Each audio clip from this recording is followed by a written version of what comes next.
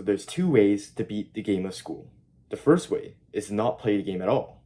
But as a result, you get shit marks, everyone disrespects you, and your parents disown you. So that's not really the route I would like to take. You might be thinking that the second way to beat school is to maximize the results we get. But actually, I believe that it's actually the first priority to minimize the amount of time we spend on it, and the second priority to maximize the results.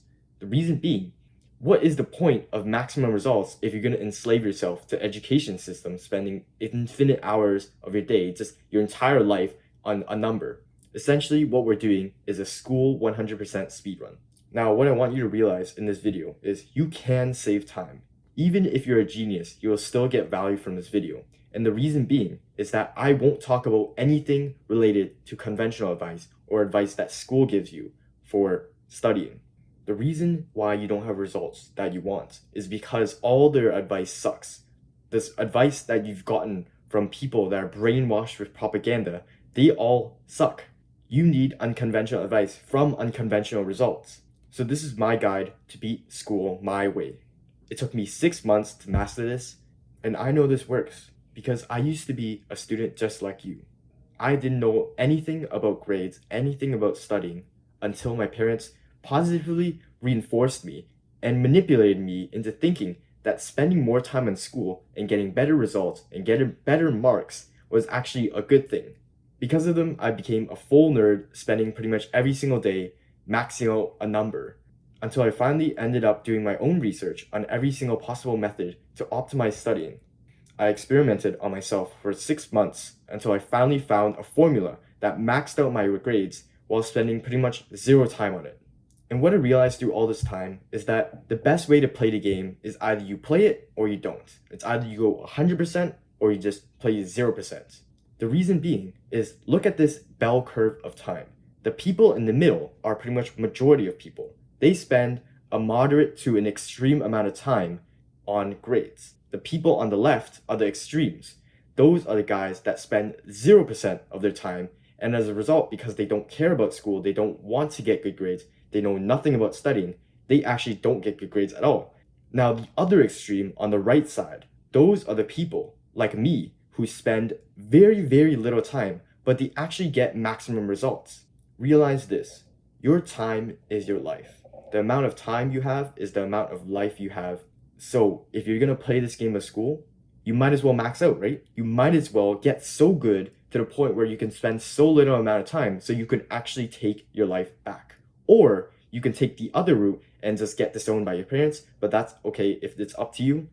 If you want to take my route, listen to this video. So the first part of the framework is called fill in your knowledge gaps. So imagine your knowledge as a brick wall. Each brick is like a piece of knowledge, right? And knowledge builds on itself, just like bricks. So your brick wall would just be pieces of knowledge stacked on top of each other. Now the thing is, your brick wall has holes in it because your knowledge isn't perfect. You have knowledge gaps. In your brick wall, there are empty bricks that are not supporting the other bricks correctly. Now the reason why this is important is because the more you neglect these knowledge gaps, the harder it is for you to accumulate more knowledge. Think about it, if a brick wall had a ton of holes in it, it'd be extremely unstable and it'd be hard to place more and more bricks on it, right? Think about it, like when you play Jenga, the more bricks you remove from the bottom, the more unstable it is until it collapses. So you need to fix the brick wall that has holes in it. So how do you actually do this? The first step is actually really boring. It's actually just interacting with this NPC teacher in class. Think about it. Imagine if I asked you exactly the things you don't know in math. How hard is it to identify the things you don't know about math? It's impossible, right? Because you don't know the things you don't know. But when the teacher is teaching a lesson, you know exactly what you don't know. When you're confused, you can ask the teacher a question. Even though brain-dead nerds do this, you also have to do this because you're abusing this knowledge gap filler in the teacher. Even though brainwashed nerds ask the teacher for questions just to glaze the teacher, you're there just to fill in your knowledge gaps. You're there just so you can learn faster and you can maximize your time on yourself instead of school. So don't get me wrong, I'm not trying to make you a nerd. I'm just trying to get you to be in a state where you can optimize your learning so fast so you can actually escape school. Now the second method is to spend your own time learning. This is boring as fuck because the subjects that we're learning are absolutely useless, will never be applicable to any day of our lives. But if you want to maximize school, this is the game we're playing. We have to do it. We have to spend our own time learning. And it actually pisses me off, but there are some good websites like Google, like literally just ChatGPT, anything, or Khan Academy or something. Like, you want to spend your own time catching up. That is essentially what you need to be doing right now. It's boring as fuck, but trust me, once you have a good baseline of knowledge, lessons become way easier. You can catch up way easier. It's way better to focus on learning the basics. Now, the thing is, even though that's pretty basic advice, tutors don't even do this correctly. They try to place new bricks of knowledge on an unstable foundation. Imagine if your brick of knowledge had full of holes in it, and they just keep trying to stack bricks on it, and then every single time you get back test, you wonder why this tutor just helped you just a little bit. It's because your base of knowledge isn't full yet. You need a good baseline of knowledge before the tutor's teaching actually works. The thing is, the more unstable your base is, the more time it takes for you to learn new knowledge. For example, like, this is a really good example. Imagine Jenga, right? The more unstable the base is, the more time it would take for you to take out the piece and carefully put it on top. This is how tutors make money. They're kind of scamming you when they teach you what you're supposed to be learning right now when they're not focusing on the things, the basics that you're missing, which causes you to take even longer to learn the newer information, which makes them even more money because you put even more hours into the tutor system. So I just exposed an entire industry on tutoring, but essentially, once you fill in your knowledge gaps, you know you'll be good when you can easily understand the lessons that the teacher is giving. If you do have a tutor right now, ask them to teach you the basics. It's going to be boring and it's going to absolutely destroy your ego, but that's exactly what you need. Now, the next part of the framework is to level up your absorption percentage. So let's go back to the analogy of a brick wall. The amount of information you can absorb is pretty much the speed at which you can place new bricks onto your wall. Now, we already talked about how it's important to establish the foundation of your brick wall of knowledge, right? That is the most crucial step to accelerating the speed at which you can absorb knowledge. Let me put it like this. Imagine if every single piece of knowledge that the teacher spilt during the lesson you absorbed. Every single test would be easy, right? So essentially, the amount of knowledge we can absorb on the spot is directly correlated to how much information we can absorb during the lesson. So the first step is boring as fuck. Again, focus during class. And I can't emphasize this enough. I know you hate school, just like me, but this is the most crucial step to escaping school. If there's only one thing you can do, it has to be focus in class. You need to absorb the knowledge the first time, no matter what, or else you're going to spend way longer learning it on your own, which takes away your actual free time of life. If you waste time and learn it on your own, you're just pretty much taking away time from your own freedom.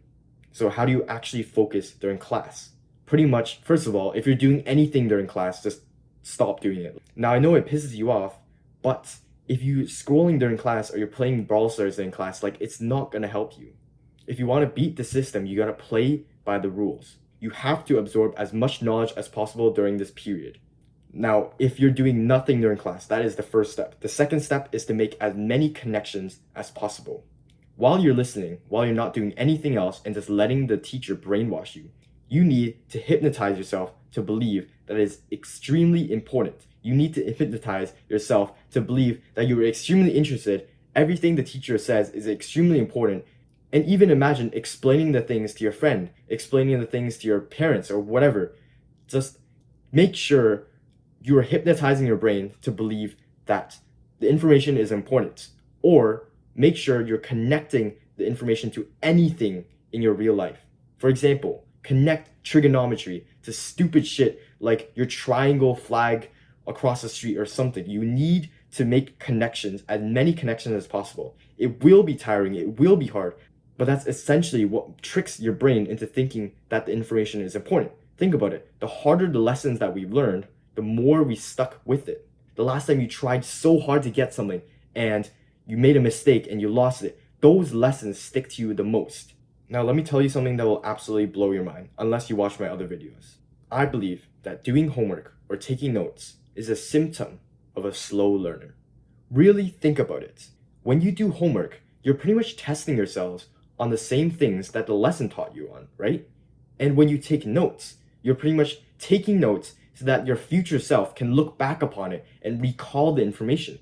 Both of these techniques are actually helping you learn things a second time. But what if we just learned it the first time? What if our absorption rate of knowledge was literally 100%? We would never need to test ourselves again, right? We would never need homework. We would never need to take notes. And when the test comes, we would just be perfectly acing it because we knew everything, right? So really think about it. If you took away homework and took away notes, if you still get 100 on a test, that just means your ability to absorb knowledge and learn quickly is so good that you don't lose anything during the lesson. What this means is that taking notes and doing homework are actually things you don't need to do. It's just that if your absorption rate of knowledge is bad, you would rely on these techniques to up your knowledge again. So my philosophy on cutting time spent on school is actually to progressively deload the amount of notes you take, and the amount of homework you do.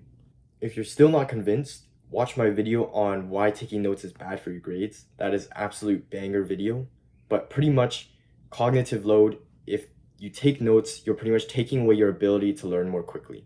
If you really need to take notes, just make sure you let the information sit in your head just for a little bit, just to train your cognitive load, train the amount of knowledge that your brain can absorb at a single time. And once you hold that information long enough to the point where you're really about to forget it, then you take the note. And what this does is it essentially trains your cognitive load to hold more capacity, which is exactly what we need to study and learn quicker. Well, how do you progressively deload homework? The more you listen and absorb during class, the more easier it is to complete homework. So really think about it. If you already know the answer to a question, what is the point of writing it down? Let's say I gave you a full-on test paper on addition. Is there any point on you completing it? No, right? Because you already know the answers to the question. Like, you can look at it for 1 second. If it was one digit addition, you can look at it for 1 second, you already know the answer. What is the point of completing it? So apply the exact same principle when it comes to homework. If you know exactly how to solve the problem, what is the point of solving it? Don't be scared to spend less time than you usually do. When you progressively deload the amount of time you spend studying, you will realize just how much time you can save by doing less. You need to get rid of the fear of doing less and getting better results. When you do your homework, just make sure to actively think, do I actually know how to do this question? And the moment you know, skip it. The questions that you don't actually know indicate that you haven't absorbed enough information during class. So that means you have to train your cognitive load, train your ability to make connections during class and absorb the knowledge during class. Now, the last part of the framework is pretty much just the idea of making progress. Realize this, the way to move forward, the way to save more time from school is just to make progress and stop negative progress. That is it.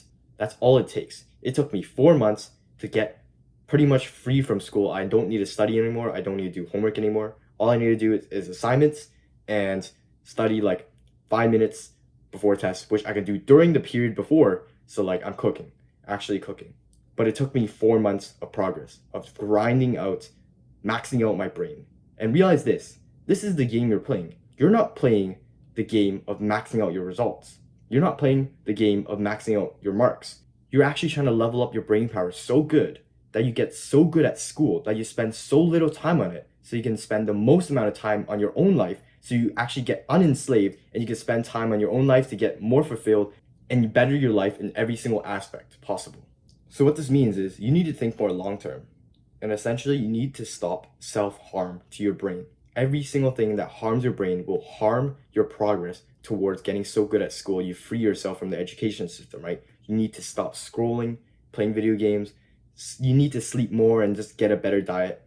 All these different things will compound to make yourself not only just more happy in your own life, but actually make you smarter so you can spend even more time getting more happy in your own life. Everything compounds. Now realize this, there's nothing external stopping you from improving. No one's gonna prevent you from getting better at school. No one's gonna prevent you from listening in class. No one's going to cover your ears up in class. No one's going to stop you from meditating unless you have weird parents, right? And the thing is, time's going to pass anyways.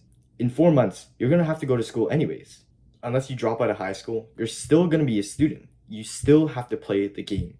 So you might as well get so good at the game. So take complete responsibility over your own ability to level up your own brain, level up your absorption rate so you can absorb everything in class the first time, fill in your knowledge gaps, and imagine the day you get so good at school that you can actually spend the rest of your day on yourself.